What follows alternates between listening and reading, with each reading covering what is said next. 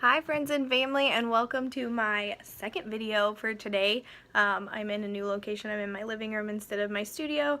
It got really cold out there, so I am here with my coffee and my blanket, and I'm going to talk about what life has been like since removing the feeding tube. So we removed the feeding tube almost 2 weeks ago and it was really smooth, really easy, pretty effortless. We took the tube out early Thursday morning. We 2 hours after that, her bandage had been wet a little bit, so I took the band-aid off and it was literally closed. Like, there was a hole probably like the size of a little pin, and that's what was leaking out. And this is kind of graphic and gross, but like what leaks out will be like stomach acid and juice or water, whatever she's eating or drinking. I mean, it was not a lot by any means. Like, it wasn't a big deal. I just, knowing that it could be like stomach contents, I don't want that on her skin and become like an irritant. So I did change the bandage almost every 2 hours, and then that night I changed it and it was literally closed. Like, it's so weird. It looks like a second belly button, and it's just, they told us from the very beginning, if it comes out, make sure to replace it if you're comfortable with it. If you're not comfortable with it, then please go to your local hospital, which our local hospital will not handle the tube at all.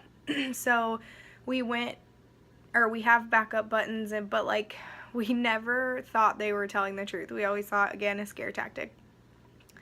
So when it really closed that quickly, it was like, holy cow, they were like, it's amazing. Like, it's like the human body itself is seriously such a cool work of art, and like, it literally blows my mind every day. And a lot of people, if you're not thrown into this crazy chaotic world of like type 1 diabetes and having to know how the body works, and having a child with special needs who does have a feeding tube, and you have to learn about how the stomach works and the intestines work and everything works together, then you don't necessarily have a good idea of how incredible the body is. And sure, I wish our circumstances were different and I wish we didn't have to know what all of this was like, but it makes me appreciate our bodies so much more. Like, it's just really, really cool. Let me remind you that the hole of where the stoma, the hole that they cut in, is cut through skin, muscle, like actual stomach tissue. So it's cut all of those places and it was healed within 24 hours.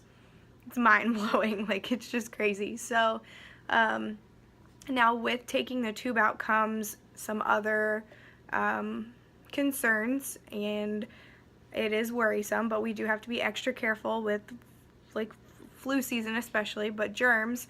We're doing a lot of hand washing and a lot of like cleaning, lots of Clorox wipes, bleach, you know, Pine Sol, the good cleaning stuff. We've been kind of going a little bit overboard on that, but that's okay. Willing to do whatever to make sure that we all stay healthy, especially Nora, but especially Hadley, who comes home from school every day with all of these germs. And I was super, super impressed with Hadley's school. I told them on the Thursday that we removed the tube that what we had done. We had removed the feeding tube, and we were a little bit concerned about it being flu season, so we just needed to take extra precautions. We needed to make sure that Hadley has clean hands all the time, and especially like going to the bathroom, touching the sink, doorknobs, you know, just playing with kids. Kids obviously pass around the flu all the time, and we cannot prevent germs, but we can do our best. We can do our best to I guess clean and avoid them as much as possible. So that is what our intention has been. And that very same day, her teacher called me and she's like, and everything's fine. The para let me know your concerns, and I just wanted to tell you that a little boy had been out for 4 days with pink eye, and he was coming, or 3 days, and was coming back that Thursday. And she's like, I just want to let you know, I didn't know if you needed to come get Hadley. And I was like, oh no, we're more concerned about like the flu illnesses, vomiting, diarrhea, dehydration, that sort of thing.